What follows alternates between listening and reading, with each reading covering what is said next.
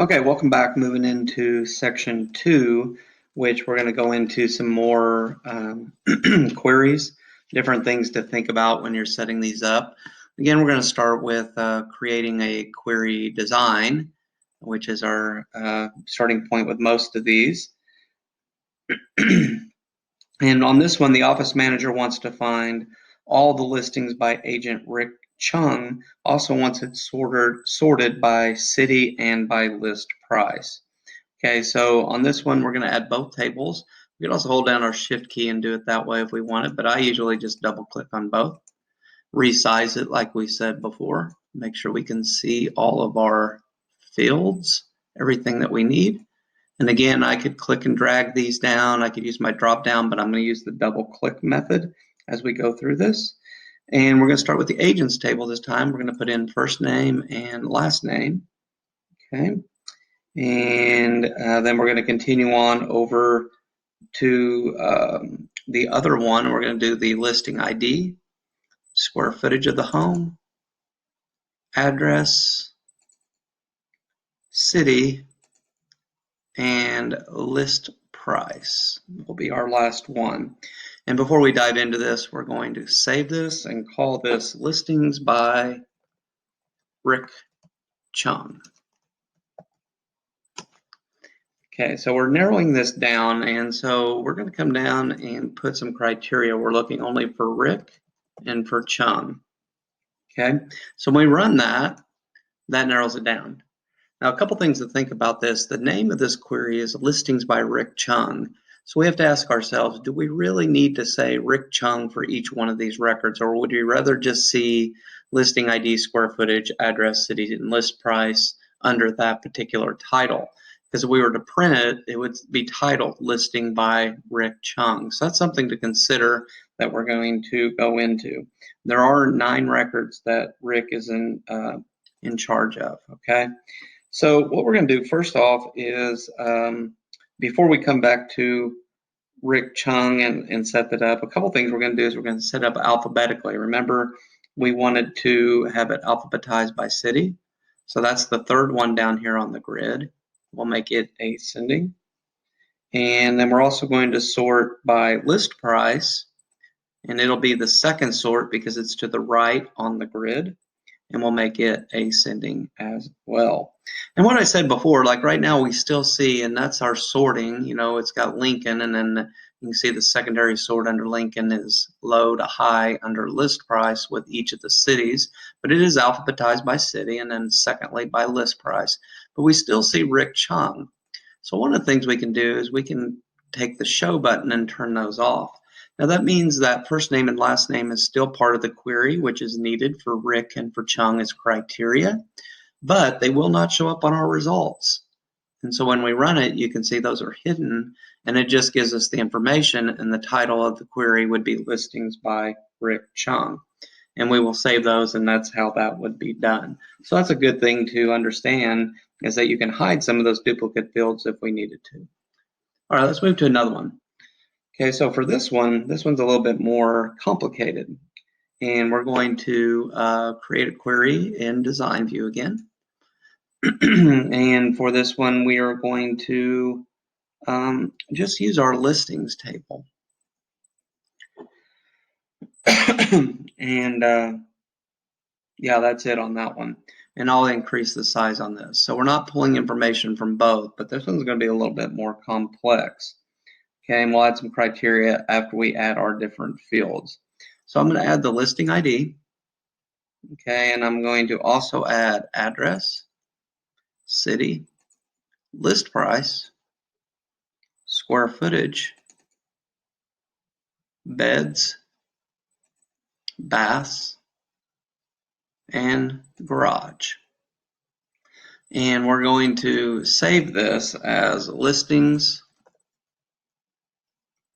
for Brandon Buchanan. He's one of our customers that's looking to buy a house. Brandon comes in and he's very specific with what he is looking for. So as a client, here's what he's looking for. He's looking for homes in either Rockland or Roseville. He needs to have at least 3 bedrooms and at least 2 bathrooms and at least 1,800 square feet.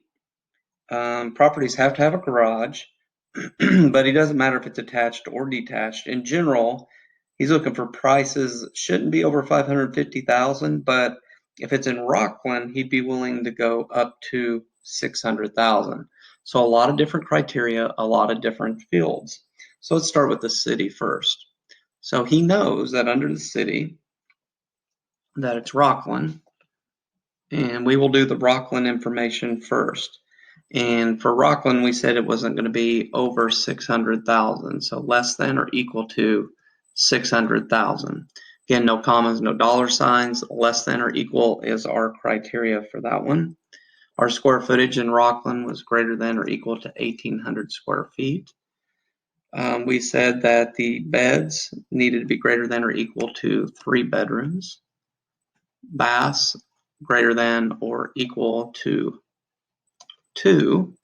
And under the garage, he really didn't care. He just wanted to make sure that they had a garage. So in this case, we're going to type in a wildcard of like, and then it's got to be 2 characters. It could be 1 space, 2 space, 3 space, whatever, car, asterisk, and then close the quotation marks. That's a wild card that we are going to be using. Now for Roseville, remember he also had another city in there, right? So it was Roseville. Saying it was less than or equal to 550,000 for Roseville, greater than or equal to 1,800. You could copy and paste that as well if you wanted. Looks like I needed to. Greater than or equal to 3, greater than or equal to 2, and then I'm going to show you how to copy and paste this one. I just highlighted.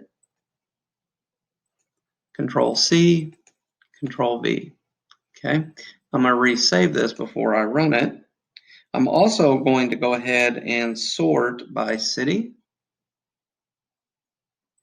So I put all the Rosevilles first, or rather the Rocklands first. And then I want to see the highest price first, so I'm going to go descending for my list price. Again, I'll save that.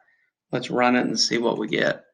There are 11 that meet those different criteria, and so you can see that it's sorted by Rockland and Roseville, and the list price is descending in order, but all of them have a garage, okay, and they all meet the criteria that we set up, okay, and I'm going to close that particular query.